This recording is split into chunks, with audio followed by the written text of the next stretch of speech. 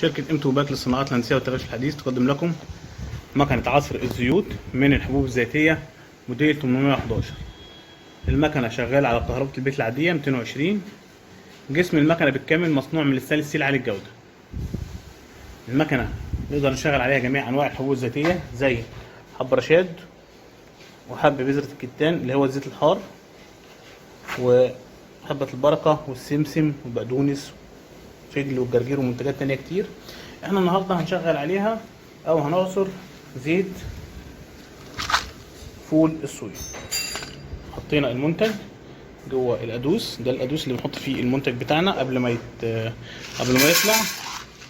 تمام. ونبتدي نشغل المكنة من زرار الباور الخارجي.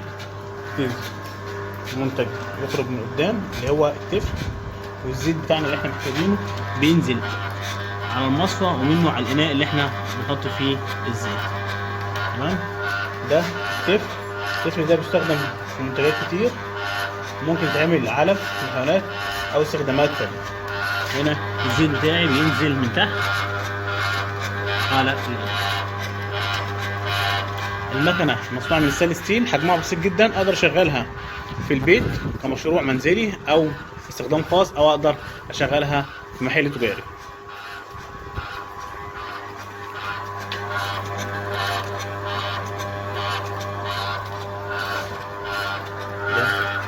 القدوس بتاعي، المكنه حجمها صغير جدا زي ما انتم شايفين، مكنه عصر زيوت من الحبوب الذاتيه موديل 811 قدمها لكم من شركه ام توباك للصناعات الهندسيه والتغيير الحديث. شرح مهندس احمد حسن، مدير فرع مدينه نصر.